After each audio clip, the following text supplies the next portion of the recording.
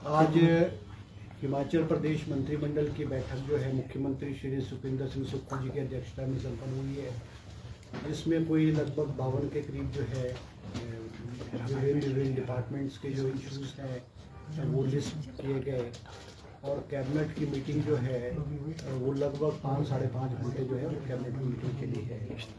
सबसे अहम फैसला जो लिया गया है, क्योंकि हिमाचल प्रदेश में जो बल ड्रग पार्क ऊना में बन रहा है उसमें जो है सरकार ने फैसला किया है कि जो 50% शेयर है लगभग 1000 करोड़ रुपए वो हिमाचल सरकार जो है उसको बेयर करेगी और 2000 करोड़ रुपए का जो बल ड्रग का पार्क है उसको आगे काम चलाने के लिए आज कैबिनेट ने जो है हरी झंडी दे दी है। क्योंकि ये जो बल ड्रग पार्क है ये 2000 करोड़ रुपए के करीब का है, जिसमें से कि 1000 करोड़ रुपए केंद्र सरकार देगी और 1000 करोड़ रुपए हिमाचल सरकार देगी। और इसकी जो डेट है, क्योंकि ये जो प्रोजेक्ट है ये 31 दिसंबर 2025 तक इसकी डेडलाइन थी, मगर अब इसको केंद्र सरकार ने इसको 31 मार्च 2026 तक जो है वो इसको एक्सटेंड कर दिया गया है। बल ड्रग पार्क का काम जो है वो बहुत तेज़ी से जो है अब लग जाएगा। इसके अलावा जो है वो 486 पोस्ट जो है वो लेक्चरर फिजिकल एजुकेशन की आज कैबिनेट ने स्वीकृत की है। क्योंकि जो डीपीएस होते थे +2 में डीपीएस थे उनका जो डेजिग्नेशन डीपी के था और उनको बड़ा एतराज़ था कि हर सब्जेक्ट के जो प्रोफेसर्स थे, टीचर्स थे, लेक्चरर्स थे, उनको lecturer economics, lecturer political science, lecturer history रखा जाता। तो उनका मानना था कि हमारा डेजिग्नेशन चेंज करके हमको जो है लेक्चरर फिजिकल एजुकेशन किया जाए। तो आज कैबिनेट ने 486 पोस्टें जो है वो लेक्चरर फिजिकल एजुकेशन की जो है स्वीकृत की है।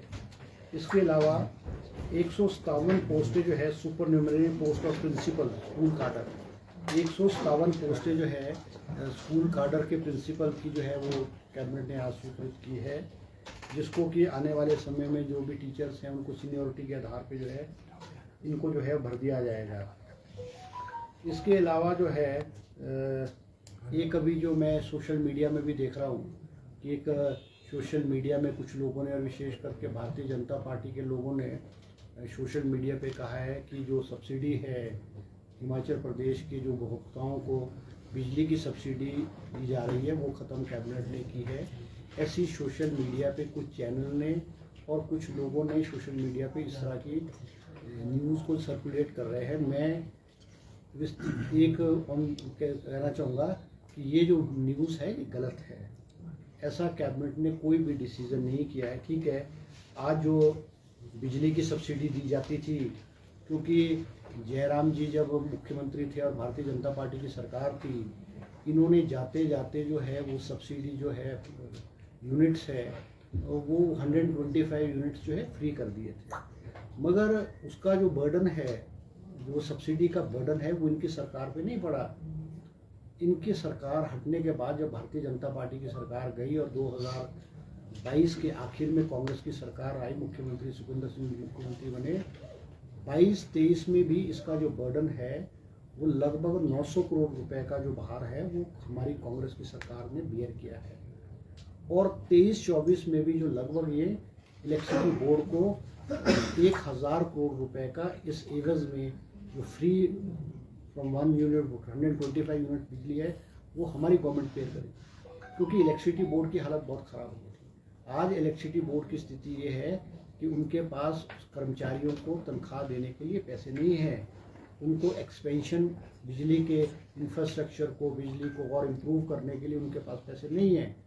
आज कैबिनेट ने विधिवत रूप से ये फैसला लिया है कि कुछ कैटेगरीज है इस श्रेणी से जिनको कि फ्री सब्सिडी दी जाती थी, 125 यूनिट फ्री सब्सिडी दी जाती थी।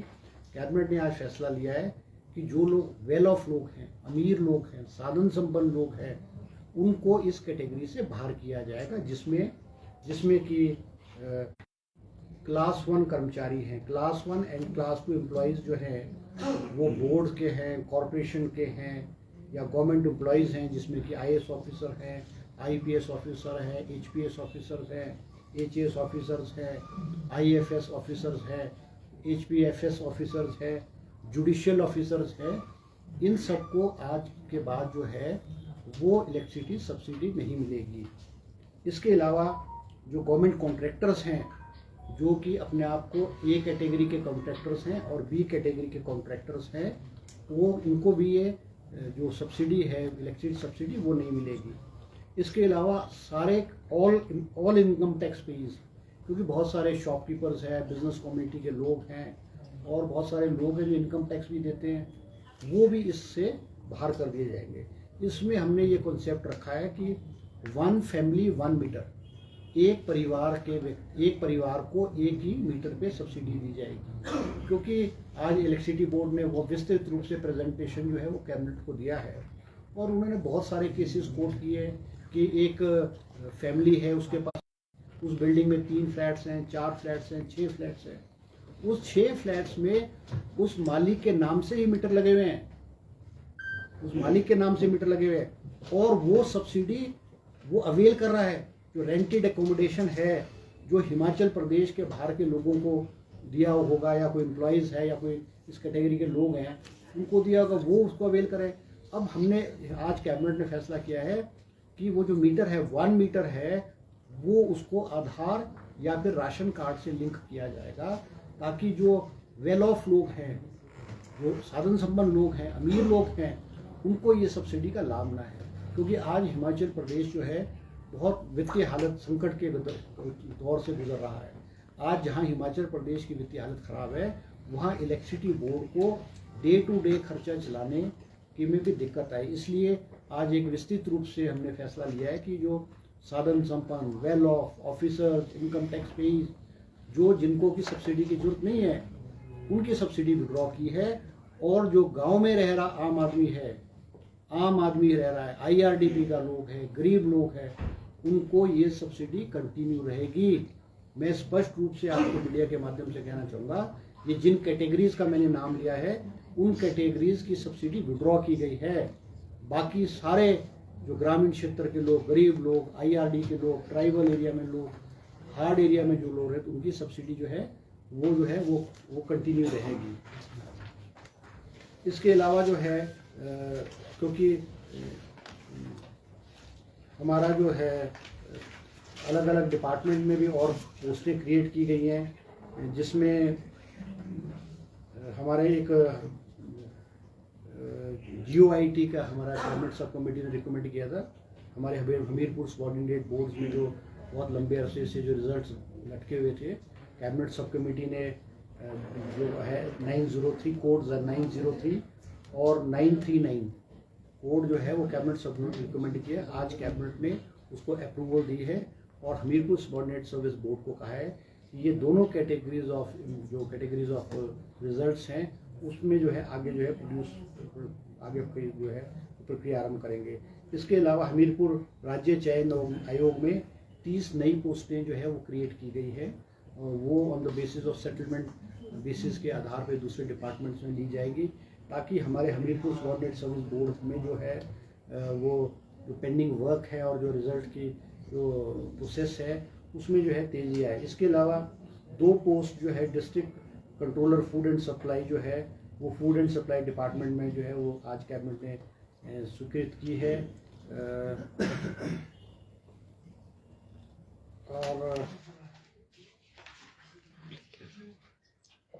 और जो है 4 पोस्टें जो हैं वो हमारे डिपार्टमेंट ऑफ कार्डियोलॉजी में है, Radha Krishna government medical college Hamirpur में स्वीकृत की गई है। इसके अलावा जो है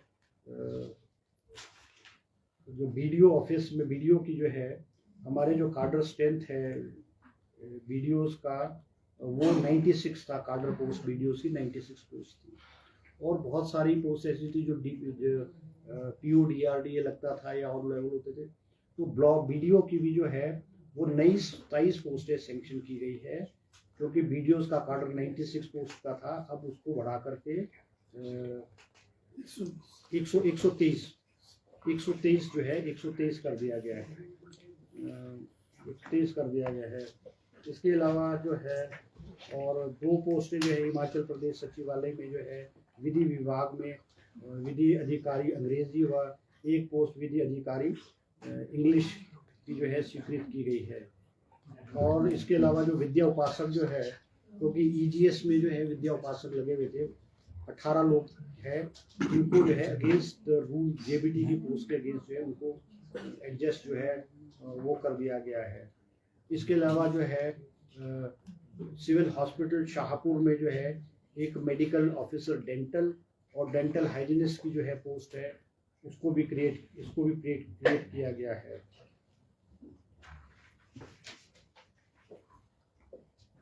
और एक फैसला जो लिया गया एक constitution of regarding constitution of रत्ती नचला स्पेशल एरिया जो है, ये भी क्योंकि रोड हेड पे था और ये अनकवर्ड था, इसको भी इस एरिया में जो है ले लिया गया है।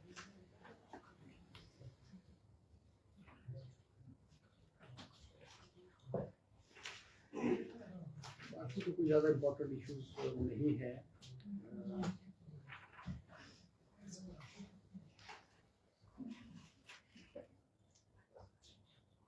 और 50 पोस्ट जो है 53 पोस्ट जो है वो क्योंकि हिमाचल प्रदेश में जो है हेलीपोर्ट्स और हेलीपैड जो है वो बनाए जा रहे हैं ताकि हमारी जो हेली सर्विसेज जो है इम्प्रूव हो और हिमाचल प्रदेश के दूर दराज के क्षेत्र जो है वो सर्विसेज से जुड़े।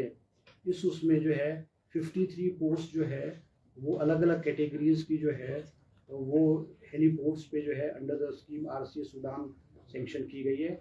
और 60 पोस्टें जो है पुलिस ऑफिशियल्स की भी जो है इस स्कीम के तहत जो आज कैबिनेट ने स्वीकृति प्रदान की है।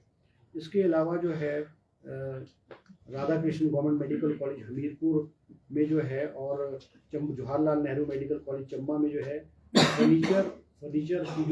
फर्नीचर की स्वीकृति प्रदान की गई है। और 2 पैट स्कैन जो मशीन्स है वो IGMC शिमला और राजेंद्र प्रसाद मेडिकल कॉलेज टांडा के लिए स्वीकृत की गई है। और स्पेक्ट स्कैन मशीन जो है वो IGMC शिमला के लिए स्वीकृत की गई है। ये भी दोनों की जो ये मशीन्स हैं ये विदिन 3 मंथ्स जो है इस हॉस्पिटल में जो है वो जो है इनको स्वीकृत किया जाए। ये कुछ फैसले जो है आज कैबिनेट में जो है लिए। सर जो 20 पोस्ट कौन से आपने कहा था प्रोसेस है वो जो आपने पिछले कैबिनेट में कहा? नहीं, वो तो ऐसे ना, अब तो कैबिनेट ने जब उसको स्वीकृति प्रदान कर दी और ये पाया गया है कि उसमें ज़्यादा नियमितताएं नहीं थी, कुछ कैटेगरीज ऑफ पोस्ट थी जिसमें कि जिन बच्चों के अगेंस्ट एविडेंस पाया गया था, तो वो उतनी पोस्टें जो है जैसे JOIT 819 है उसमें 7 लोगों के अगेंस्ट जो है वो एविडेंस था, तो 7 पोस्टें खाली छोड़ दी गई थी।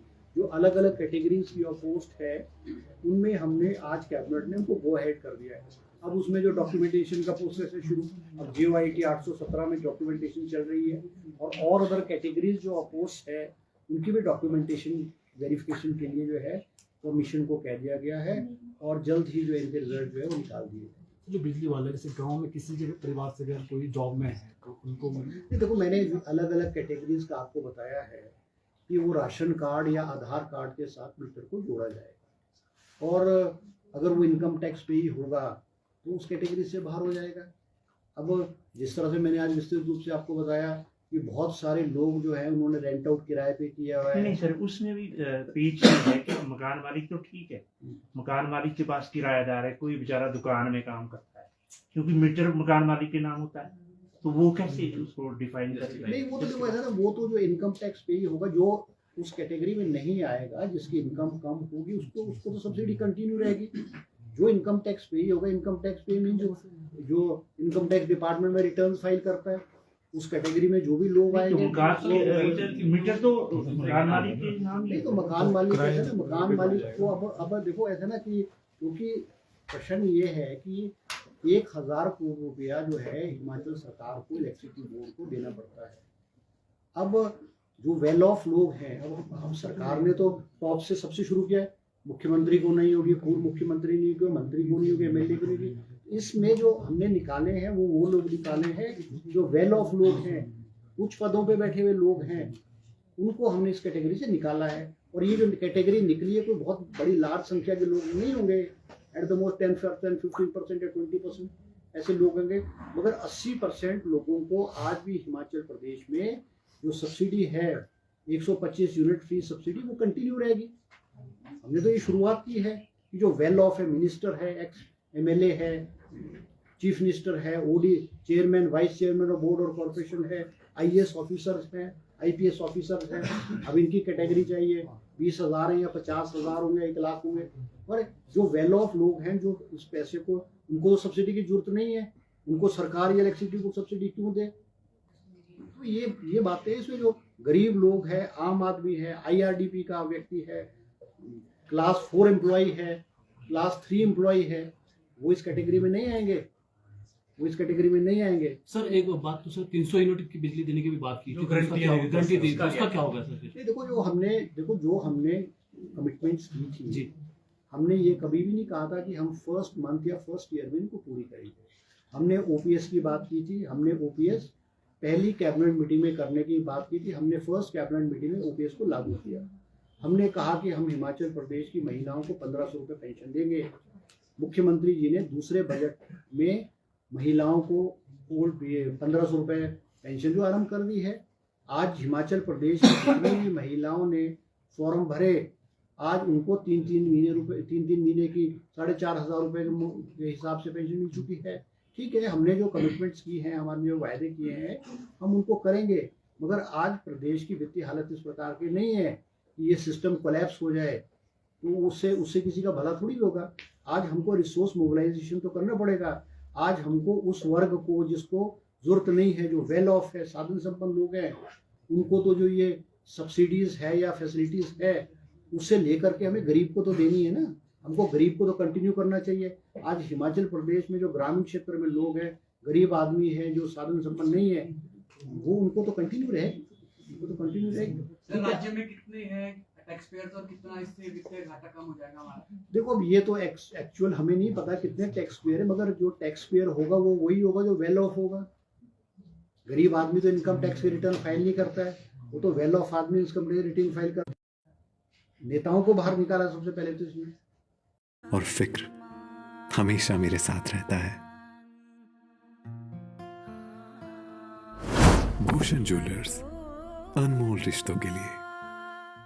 गाड़ी जैसी भी हो, छोटी से लेकर बड़ी, सभी प्रकार की कारों के लिए अब आपको कार की scanning, coding, meter repairing, centre locking के लिए चंडीगढ़ या कहीं और जाने की जरूरत नहीं। अमर मोटर आपके अपने शहर सोलन और शिमला में लेकर आए हैं ये सब सुविधाएं। किसी भी तरह की denting, painting, electrical, mechanical work के लिए आप दिए गए नंबरों पर फोन कर सकते हैं, डोर स्टेप सर्विस ले सकते हैं। जब आपको इन सारी समस्याओं का समाधान घर बैठे मिल रहा है तो चंडीगढ़ जाने की क्या जरूरत। अमर मोटर आए, अपनी समस्याओं का समाधान कुछ ही मिनटों में पाए।